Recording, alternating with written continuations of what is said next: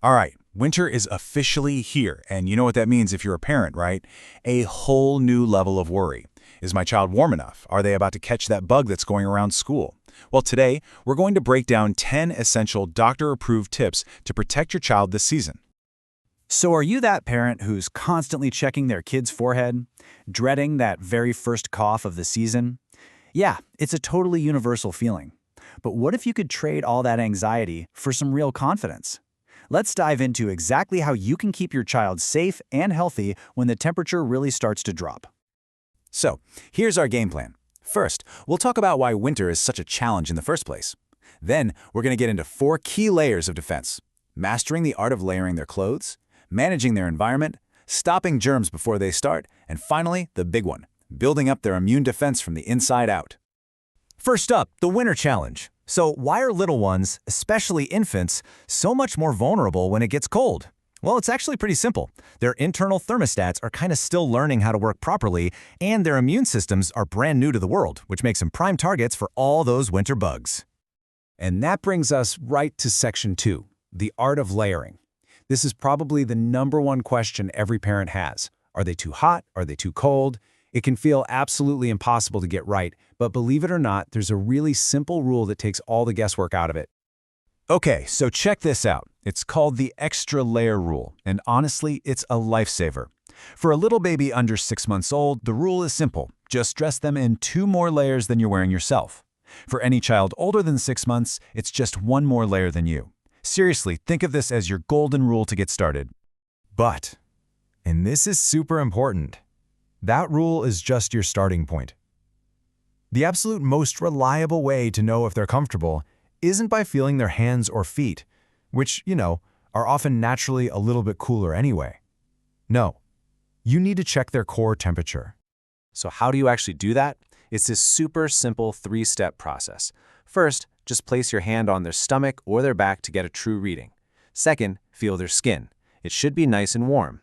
If it feels cold, they need another layer. If it feels sweaty, guess what? They're too hot. And third, just adjust. Add or remove a layer. It's such a quick check that makes all the difference. Now, what's really interesting here is this tackles a classic nighttime problem. I mean, we've all been there, right? You tuck them in all snug, and 2 hours later, their blanket is kicked off into a corner of the crib. The solution? Just add 1 extra layer of clothing at bedtime. Think of that layer as their own wearable blanket. It stays on all night, keeping them perfectly warm and cozy. Okay, so you've totally nailed their clothing. What's next? Let's move on to section 3, managing your environment. Because, let's face it, protection isn't just about what they wear, but also where they are. For the littlest ones, the advice here is super clear and non-negotiable. For infants, during those times of extreme cold and biting wind, the safest place for them is indoors. Their tiny bodies just can't regulate their temperature in those harsh conditions, so it's really best to avoid any unnecessary trips out until the weather calms down. Now, for the older kids who are heading out to school or daycare, this is such a brilliant little routine to prevent that cold shock, that sharp gasp for air when freezing cold hits a warm body. So step 1, wake them up just a little bit earlier. Step 2, open a window to let the indoor air gradually cool down. This helps their body acclimate. Step 3, wash their face with some cool water and have them drink a little water. This gently preps their bodies so that blast of cold air outside isn't such a shock to their system. And here's another super simple but really effective tool for when you're heading outside: a face mask. It just acts as a physical barrier, warming the air up a little bit before it hits their nose and chest. And this is especially helpful for kids who have allergies or asthma, since that cold air can be a huge trigger for them. All right, we've handled the clothes and the environment. Now we're moving on to section 4, stopping germs. This is all about playing defense and creating a strong barrier against all those nasty winter bugs. Wow. Okay, this is a direct quote from Dr. Mohammed Dasuki, who is the source for this explainer, and it's a really powerful one. Kissing children on the face is one of the biggest sources of infection. I know, it's something so many of us do out of love, but during cold and flu season, it's a direct highway for germs. So, what does this mean in practice? It means setting up a few clear rules for a healthy home. First, like we just said, no kissing kids on the face. Second, keep sick kids home from school. It's the best way to stop the spread. Third, if you can, try to separate sick siblings. And then there's this last one, which might actually surprise you. During extreme cold spells, doctors suggest limiting baths to just once a week. This actually prevents their skin from drying out and avoids lowering their body temperature too often. And that brings us to our final and honestly maybe the most important section of all, building a strong defense. This is about strengthening your child's immune system from the inside out so their body is totally ready to fight off whatever comes its way. It really all boils down to these 4 pillars of a strong immune system. Pillar 1 is proper nutrition. That means breastfeeding for infants and a healthy, varied diet for older kids. Pillar 2, regular physical activity. Pillar 3, and this is a huge one, is getting enough sleep. And Pillar 4 is making sure they get plenty of vitamin C. Let's just zoom in on sleep for a second, because it is so critical.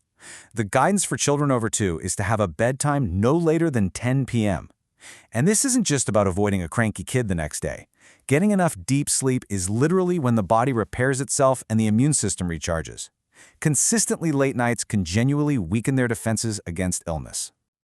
And what about that all-important vitamin C? Well, the good news is you don't have to rely on just oranges.